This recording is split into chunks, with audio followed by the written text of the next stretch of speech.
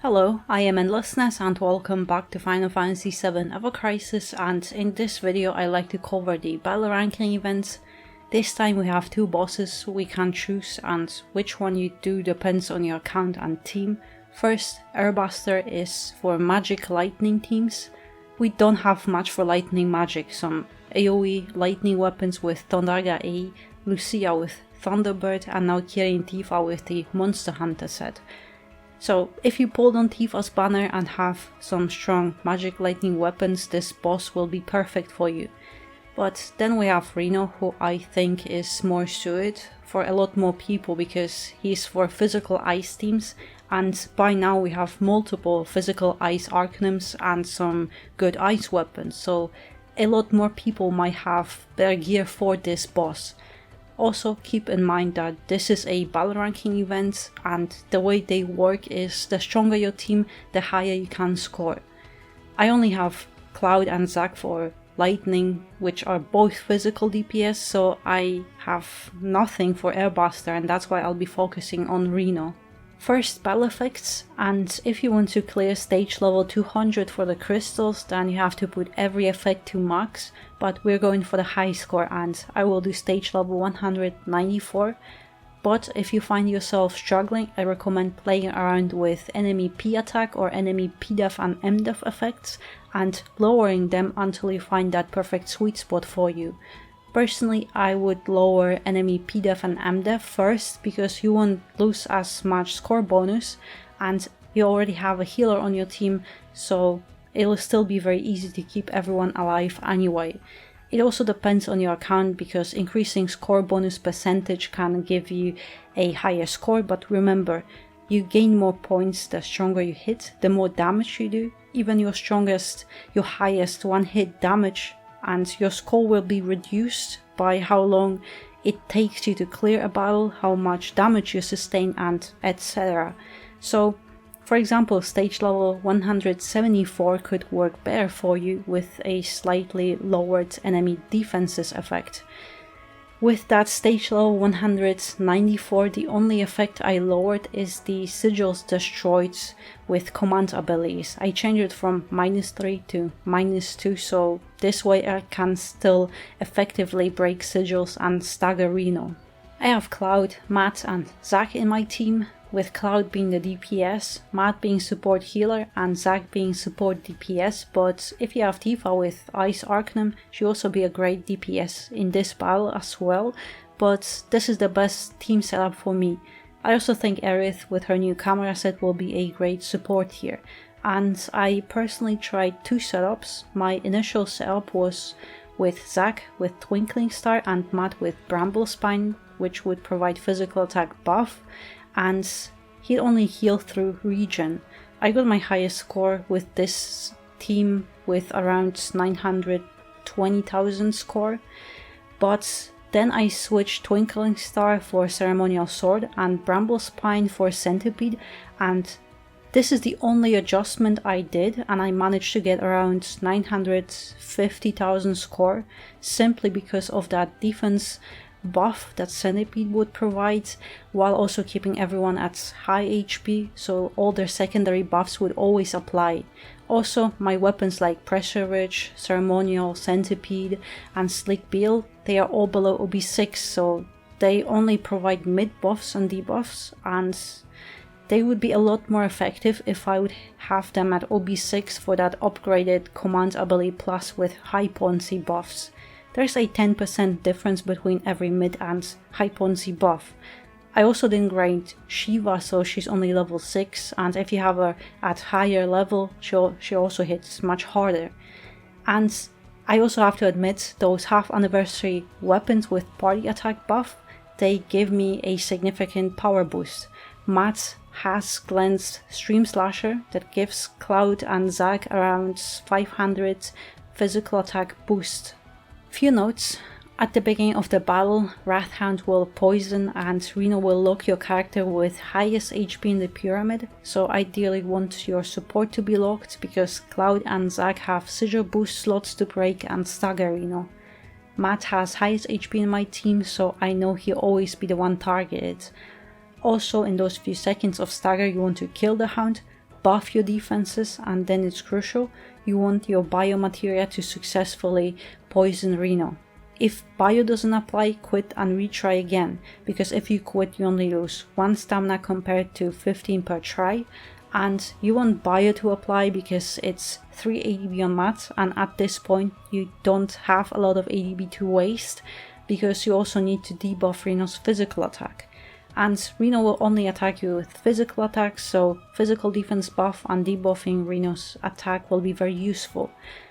Also, in the past we could keep building our limit break bars. If a character was performing an action and it was interrupted by the boss, it still filled our bar. What is very weird in this battle ranking event, for some reason, even after we successfully attack the boss, but it's very close to him doing his charge attack, we will hit him, but our limit break bar will not get filled. It will just be ignored, and it's very annoying because even multiple actions will not charge our bar, and it means if we're unlucky we might get Shiva summon much later than we normally would, and should. I don't think it's intended, and it might be caused by the fix they released regarding connection issues we had after the event started. Also, if you want to clear stage level 200 for crystals, that's the same team I personally used. Matt has healing, gear voucher outfit with gigantic shield in limit slot, then centipede in main weapon slot for heals and physical defense buff, and sleek build is to debuff Reno's physical attack. In sub-equipment slots I have 4-point shuriken for HP, bramble, and then Glenn's weapon to buff party's physical attack. Matt has biomateria to poison Reno, and then Esuna poison to cure that poison status. Third materia is just a stat stick, so Matt has 12.4 HP, 2.7 heal and 136 physical defense. Then I have Zack with his gear voucher outfit, but Zack's Ice Arcanum outfit would be ideal if you have it. Then I have Apocalypse in limit slot and Pressure Ridge in main weapon slot to decrease ice resistance and do ice DPS. Ceremonial Sword in secondary weapon slot to buff Zack's physical attack, and in sub-equipment slots I have Mad Minute to boost Zack's HP, and I have given Zack 2 other best available weapons to boost his physical attack and ice potency. Zack also has X Sigil materia in the Sigil boost slot, and 2 other materials are just stat sticks, so Zack has 10.8 HP, 6.8 physical attack and 134 physical defense. Lastly I have Cloud with Ice Arcanum outfit and Shiva in limit slot, as well as Stream Saber in main weapon slot for ice DPS, and then I have Glavenus in secondary slot to boost Cloud's physical attack, and in sub-equipment slots I have Bald Eagle to boost Cloud's physical attack and ice potency, Enemy Launcher for physical ability potency, and lastly Radiant Edge isn't ideal, but it's the best available weapon I have. Also, Cloud has Circle Sigil materia in the Sigil boost slots, and his other materia are just stat sticks, so Cloud has 11.8 HP, 7000 physical attack and 118 physical defense.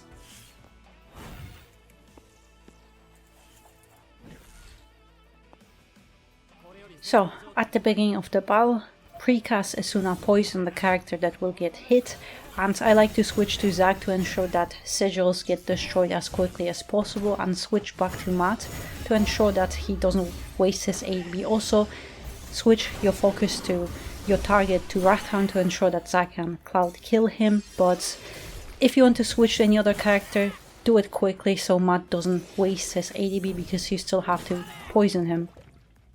Oh yeah, that's great, actually poison did apply, so that's good, and reduce his physical attack and switch to defense.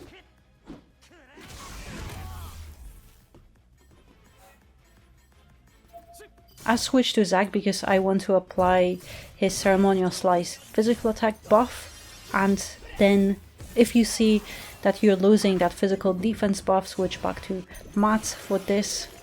And I think physical defense buff is more important than physical attack debuff. If you can do both, that's great.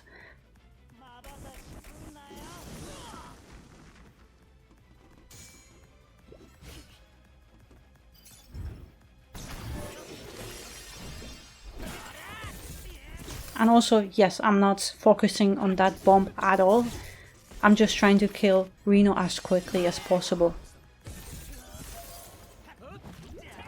Oh, that's good. Poison did apply. Because yes, poison is tricky. Sometimes it has 40%, but sometimes you can try to cast it like 10 times in a row and it doesn't apply even once. But I see those debuffs flashing, so Cloud needs his physical attack buff again.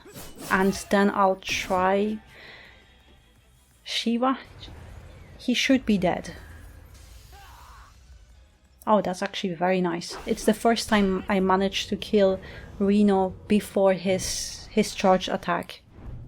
And mostly because it's tricky sometimes to get Shiva. Because as I said, you lose those charges on your limit break bar. But oh, that's very nice. I actually got a higher score, but only because of that. As I said, this battle ranking event is a little bit weird with those connection issues, but yeah, that's basically how it goes. Yes, it's a lot of clicking and micromanaging, and also you depend on the RNG for this poison to proc to apply. If not, just reset and try again until you get that. But yeah, that's essentially how the battle ranking is. I'm not gonna hide it, I prefer dungeon ranking events, but at least here it's not bad, mainly because I have at least a team for this, unlike I had for the previous battle ranking. But yeah, that's essentially it. And as I said, if you find stage level 194 too hard, try 974, 954. This kind of strat, it will work, and it just depends on your team, how strong it is. And yeah, so thank you very much for watching, and I hope you find this video helpful, and I hope to see you in the next one.